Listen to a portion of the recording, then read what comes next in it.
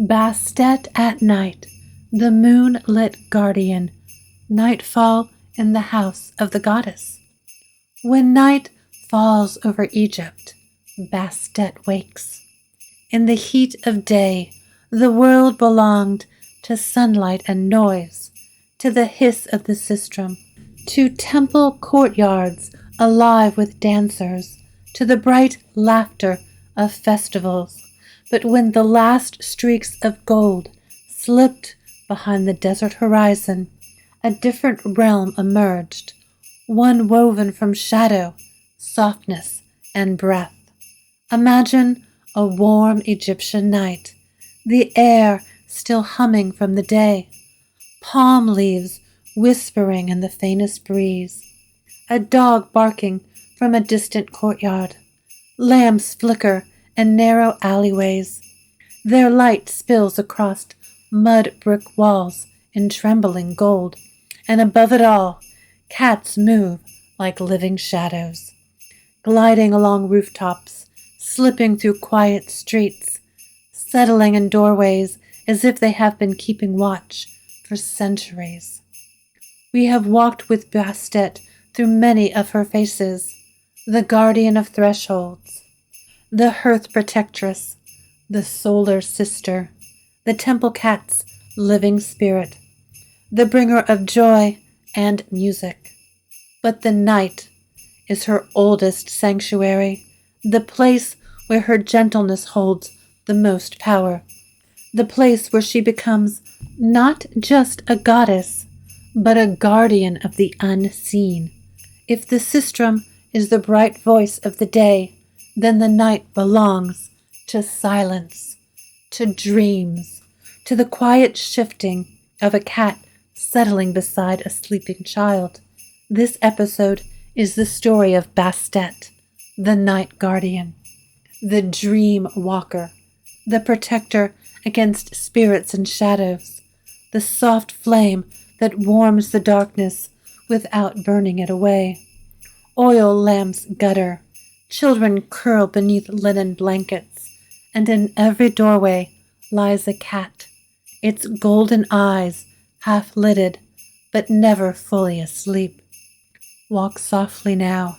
This is the goddess's hour. Egypt after sunset, the world Bastet guarded. To understand why Bastet was so beloved, one must first understand the night she protected. In ancient Egypt, sunset transformed the world into something unfamiliar. Darkness came quickly, settling across the land like a velvet curtain. The desert winds turned cool and restless, and the familiar shapes of the day distorted into suggestion and shadow. Even the bravest households shuttered their doors when night fell, for the hours of darkness were considered a threshold, a time when the boundary between order and chaos thinned. No one moved unnecessarily after dark. The streets grew silent. The hearth fire sank low. Families gathered close, whispering prayers for safety. Night carried dangers the day could not reveal. The call of jackals, the creeping of serpents, the drifting of spirits, and the quiet approach of illness or nightmare. Ancient Egyptians believed that malevolent forces thrived in the absence of light, slipping between houses like cold draughts. They called this realm Isfet, unorder, the opposite of harmony. And so they turned to a goddess who understood both home and shadow. Sekhmet, the lioness of the blazing sun, ruled battlefields and burning deserts. She was fire at its fiercest. But Bastet ruled the inner fire, the flame that glows in a clay lamp, the warmth of a sleeping child, the quiet courage to make it through the night. She protected by soothing fear, not inciting it. Her power was gentleness strong enough to banish darkness. Cats, her sacred companions, were natural night guardians, silent, perceptive, unafraid of shadows. Egyptians said a cat could see spirits moving through the dark, catching glimpses of what human eyes could not perceive. To have a cat in the home was to have Bastet herself patrolling your thresholds. There was a saying in Bubastis that survived centuries.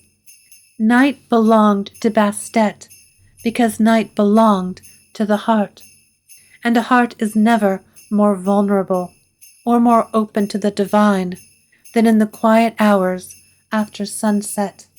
To protect the night, she first had to protect the threshold. Bastet as guardian of the doorway. Every story we have ever told about Bastet leads back to the doorway. A doorway was not simply an architectural feature in ancient Egypt. It was a portal, a place where worlds touched. By day, it brought light and movement. By night, it became the border between safety and the unknown. Egyptians placed charms at their doors, not out of superstition, but out of reverence for the forces moving through twilight. Wad jet ives carved into lentils, cat-shaped amulets hung from cords, protective bowls buried beneath thresholds, small offerings of milk or bread left at the doorstep. All of it was for Bastet, and cats understood this intuitively. A cat choosing to sleep in a doorway was considered more than coincidence. It was an omen of profound protection. A cat sitting in a threshold meant the goddess herself was standing guard. Priests called Bastet she who stands between the worlds, the deity who places her body, lioness or feline, between the home and the dangers pressing against it. Families whispered her name into the night before latching their doors. Some households performed a sunset rite using a sistrum, 3 light shakes toward the door, each chime a seal, a barrier made not of stone, but of sound. And when fear grew strong, a sick child, a troubling dream, a night heavy with desert wind, people recited simple, intimate spells. Bastet of the doorway, let no harm cross this threshold. Others simply swept the doorstep with a bundle of dried papyrus or reeds, believing each stroke brushed away misfortune. A bowl of milk might be left just beyond the door, a gesture of gratitude to the goddess's feline messengers. To pass a doorway watched by Bastet was not merely to enter a home, it was to step into a sanctuary. Because Bastet guarded not only the structure of the house, but the people within it, she held their fears, their secrets, their sleeping breaths. And even beyond the threshold, she guarded the vulnerable. Bastet and sleeping children. Of all her nightly duties, Bastet's gentlest and most beloved was the protection of children. The ancient Egyptians saw infancy as a sacred, perilous state, a time when the soul was closest to the unseen world and therefore most vulnerable. Nighttime amplified these dangers. A child asleep was a child unguarded, wandering the dream realm without knowing the paths or recognizing the shadows that lived there. Thus, when dusk settled and the lamps were lit, mothers would lift their infants and whisper Bastet's name like a blessing.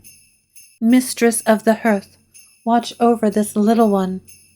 Fathers, too, offered quiet prayers, placing a hand upon their child's head in imitation of a protective paw. Small clay figurines, shaped like cats, were set beside cradles. These were not toys, they were guardians, charged with the task of keeping watch. Their painted eyes glimmered faintly in low lamplight, symbolic of the goddess's eternal vigilance. In many homes, these figurines were family heirlooms, passed down from mother to daughter, father to son, each one carrying generations of blessings. The sistrum, so bright and joyful by day, became a soft tool of reassurance at night. It was shaken only once or twice, a gentle shimmer intended to sweep nightmares aside before they had the chance to form. The sound was believed to disperse wandering spirits, leaving the sleeping child cocooned and calm. And then there were the cats themselves. A cat, curling into the hollow of a child's side, was considered the most powerful protection of all. Egyptians believed cats could perceive threats invisible to human eyes. A cat positioned near a cradle signaled Bastet's acceptance of her guardianship, a living shield placing her warm body between the child and whatever moved through the dark. Night terrors were interpreted as spirits pressing upon a child, stealing breath or peace. In these moments, prayers to Bastet intensified. Mothers soothed their children with lullabies invoking the goddess.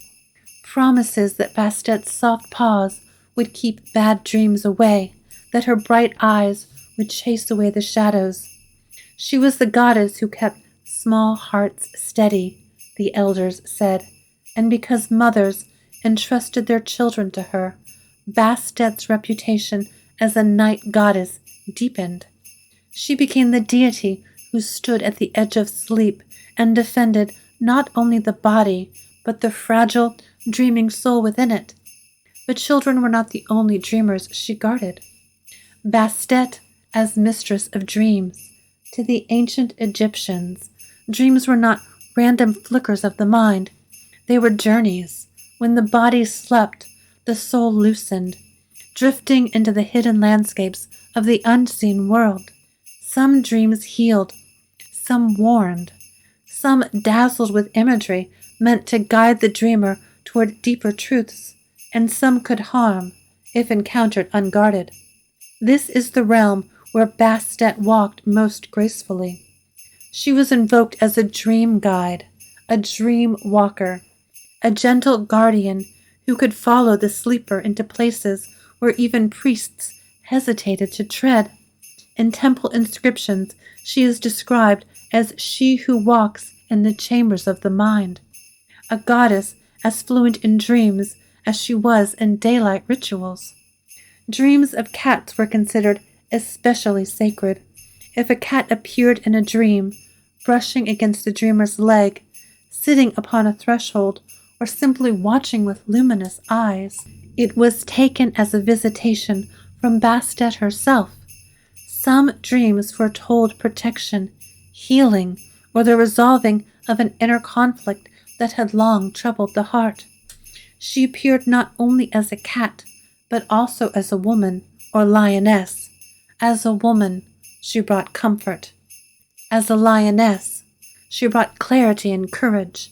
As a cat, she slipped through symbolic landscapes, walking ahead of the dreamer with tail held high, guiding them toward revelations. Some temples practiced dream incubation, ritual sleep meant to invite divine messages. Those who sought Bastet would sleep on woven mats inside her temple precincts, their heads resting upon reed pillows. Cats wandered freely among them, curling at the feet of those the goddess intended to visit.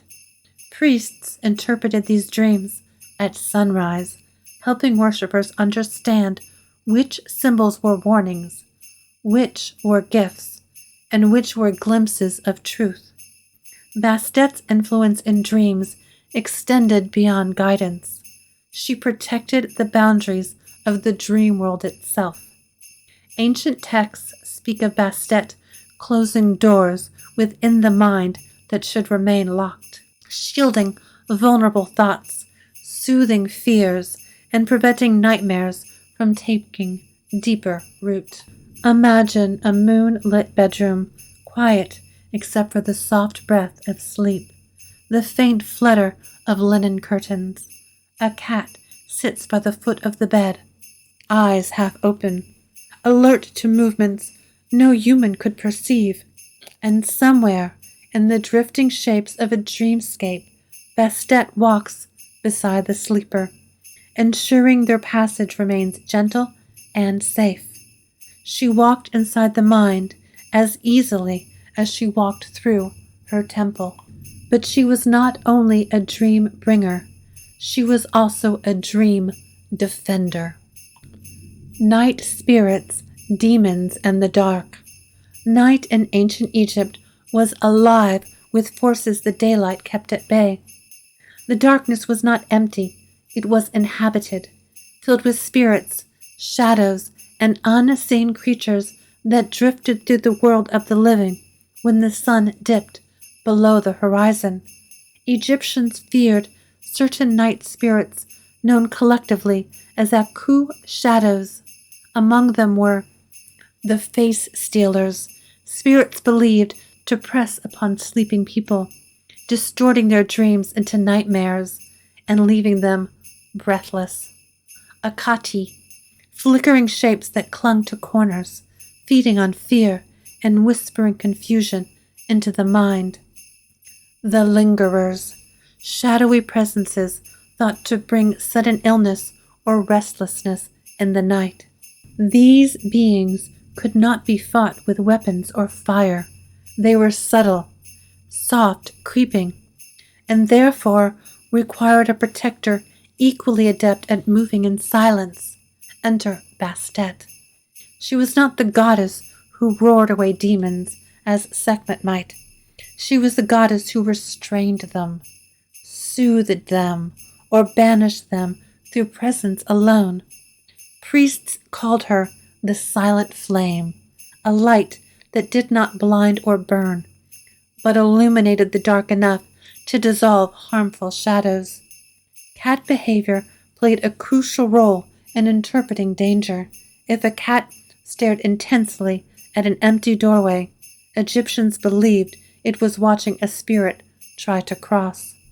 A sudden growl or puffing of fur signaled Bastet's confrontation with something unseen. If a cat hissed at nothing, it was rarely considered nothing.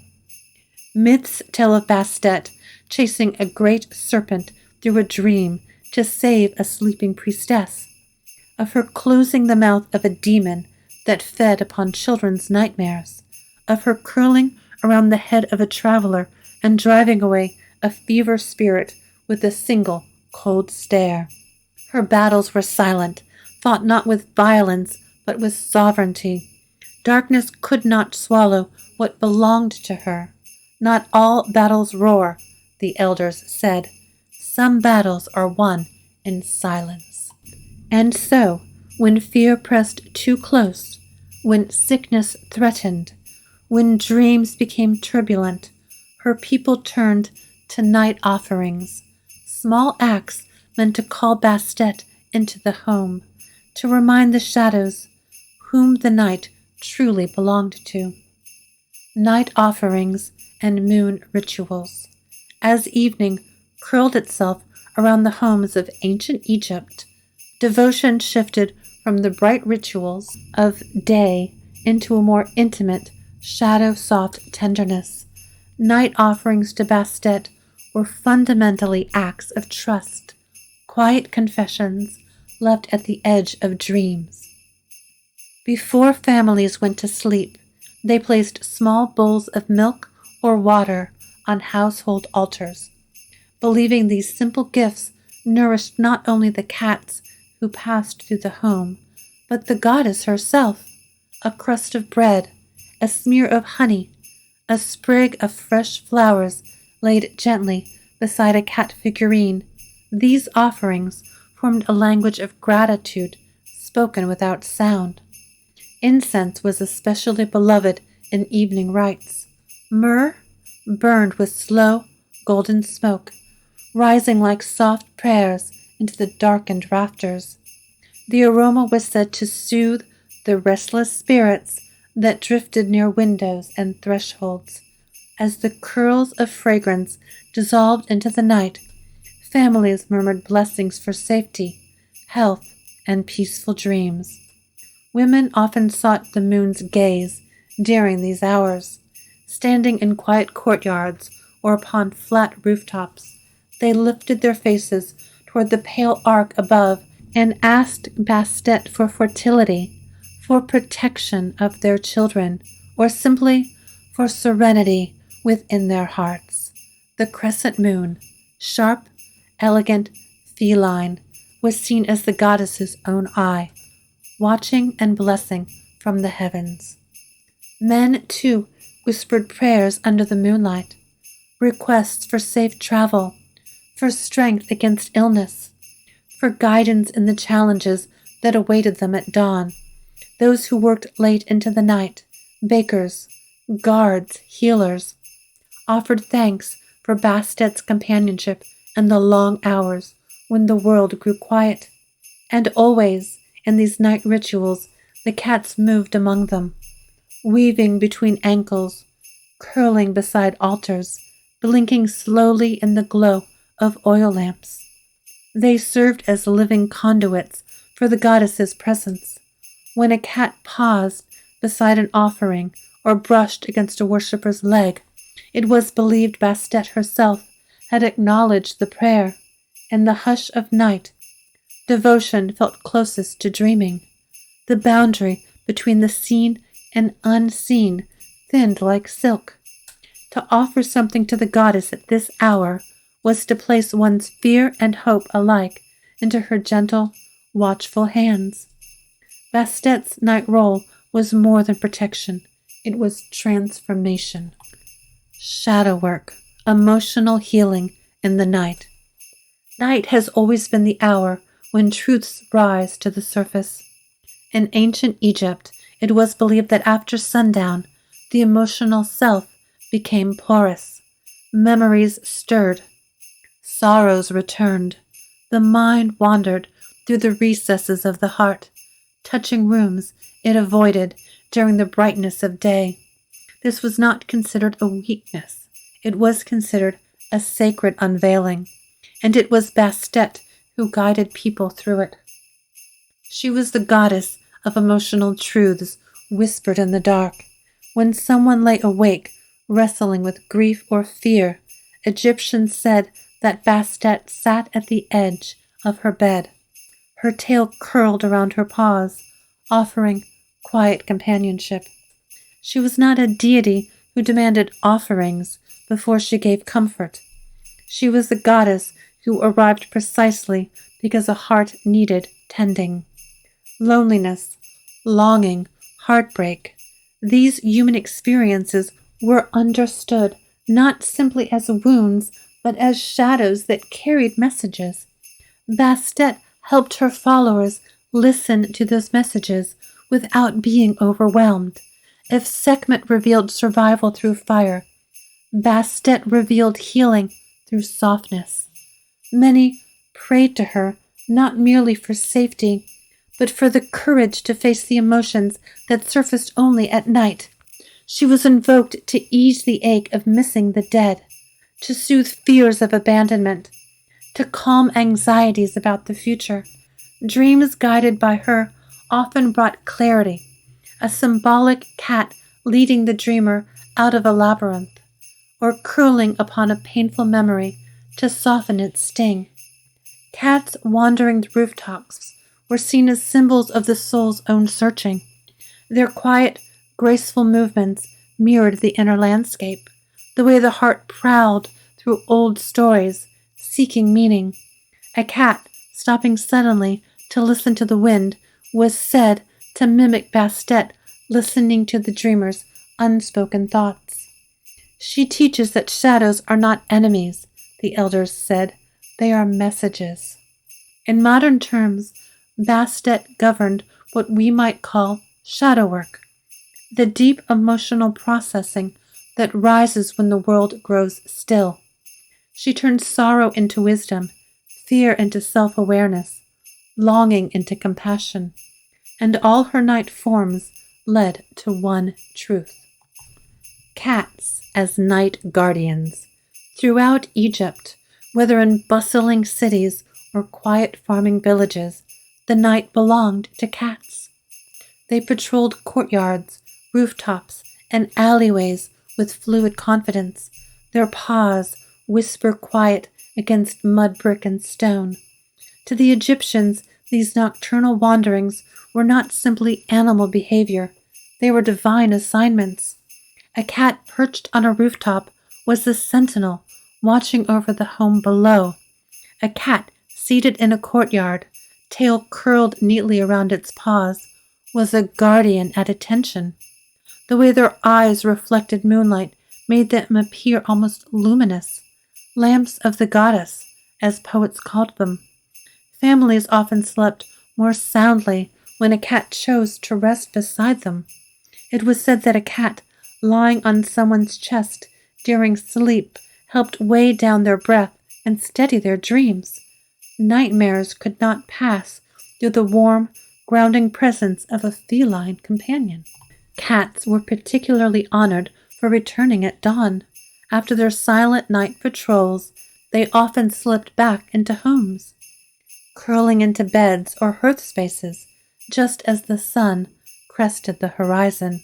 Their return was a symbolic victory, proof that they had traversed the night, confronted whatever stirred in the dark, and emerged triumphant. Egyptians believed that every night Bastet walked the world through soft paws. Each cat was a fragment of her spirit, a living emissary, patrolling the spaces where human vulnerability was greatest. Cats did not merely share the night, they ruled it on her behalf. And so we return to the grand theme of all of Bastet's stories, the goddess of soft darkness. We have crossed the threshold of night beside Bastet, moving through the quiet, liminal spaces where fear, hope, and dreams intertwine. We have seen how she guarded doorways, cradles, and sleeping hearts, how she walked the dreamscape with gentle authority, how she banished spirits not with violence but with presence, how she guided emotional truths through the softness of darkness. In daylight, Bastet is joy, warmth, music, celebration. But in the night, she becomes something even more intimate, a guardian of vulnerability, a keeper of silence, a healer of shadows.